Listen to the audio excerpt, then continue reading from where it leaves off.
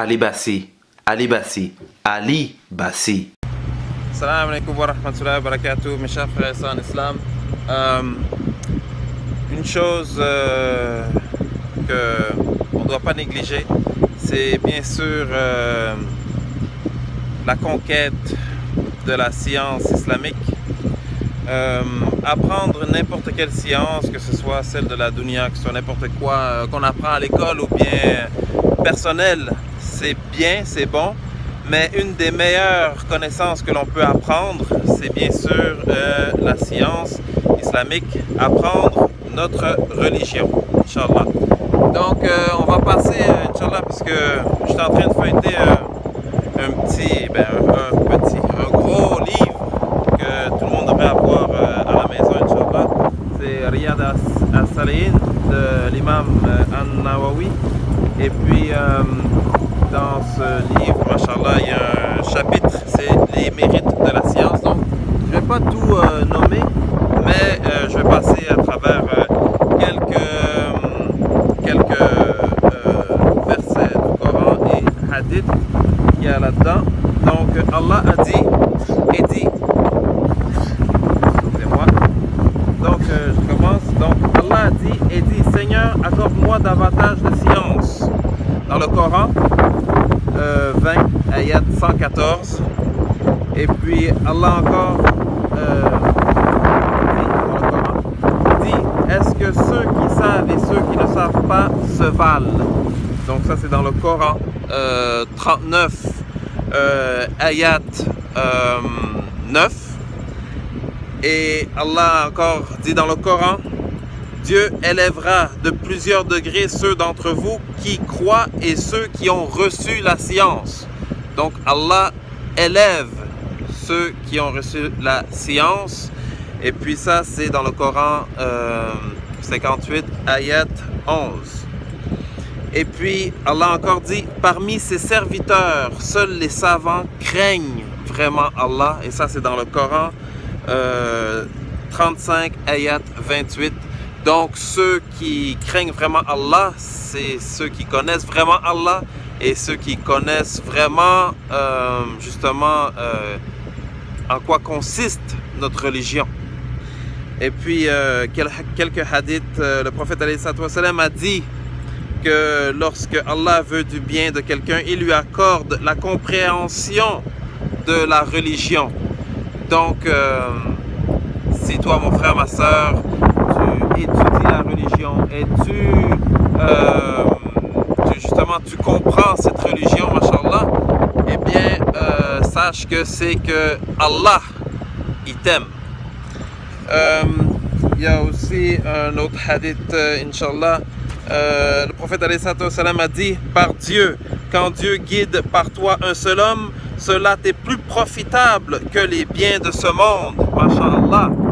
Donc apprends un hadith, apprends un verset, Inch'Allah, partage-le avec quelqu'un, et puis lorsque cette personne est guidée par Allah par ta cause, la récompense est que c'est plus que tout ce qu'il y a dans ce bas monde et ce qu'il contient.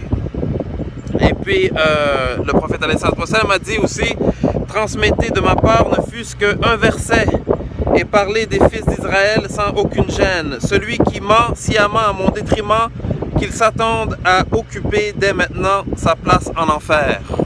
Donc ne transmettez qu'un verset ou qu'un hadith.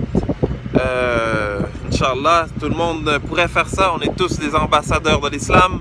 Et puis justement, on doit partager justement cette belle religion parce qu'on est tous entourés de personnes qui sont d'autres religions, qui ont d'autres croyances.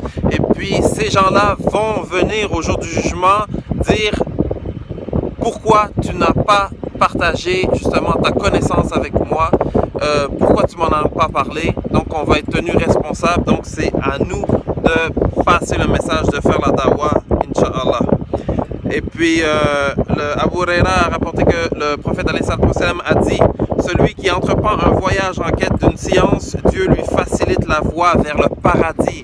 Alors mon frère, ma soeur, tu veux chemin vers le paradis, alors commence par justement apprendre la science, Inch'Allah. Et puis Anas a rapporté que le prophète alayhi salatu wassalam a dit: celui qui part en quête de la science est considéré au service de Dieu jusqu'à son retour. Donc tu veux être récompensé par tout ce que tu fais dans la journée. Pars pars dans un cours, voyage, va voir un savant, va aller chercher la science quelque part, et pendant tout le temps du voyage, Inch'Allah, en mettant vraiment bien l'intention du début, vous allez être récompensé, Inch'Allah, par tout ce que vous allez faire, Inch'Allah. Ça va être très bénéfique, Inch'Allah. Donc, le prophète alayhi salam a dit: le croyant ne se rassasiera jamais de faire le bien jusqu'à ce que le paradis soit son étape finale. Donc un croyant ici dans ce bas monde ne devrait pas être totalement satisfait. Il devrait justement vouloir du plus profond de son âme avoir la réussite, et la vraie réussite justement, ce n'est pas obtenir des biens de ce bas monde, mais c'est bien d'accéder au paradis par la miséricorde d'Allah. Donc ça, c'est le vrai succès du musulman, et il voudrait avoir ça, la même chose pour ses frères et ses sœurs, ainsi que sa famille. Donc il devrait faire des doigts pour justement tous ceux qui l'entourent. Et puis c'est ça. Donc le vrai succès du musulman, c'est justement de rentrer au paradis, et il devrait même demander le plus haut degré du paradis à Allah. Donc Allah nous facilite justement d'acquérir de la science.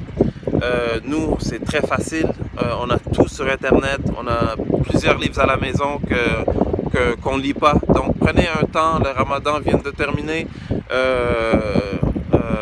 donc dans l'année, on ne doit pas négliger le Coran, on doit continuer justement de rechercher cette science pour nous rapprocher d'Allah, et nous rapprocher justement du but ultime, celui de rentrer dans un des plus hauts degrés du paradis avec notre prophète Mohammed sallallahu alayhi wa sallam, notre prophète bien-aimé, ainsi que tous ses compagnons, qu'Allah les agrée.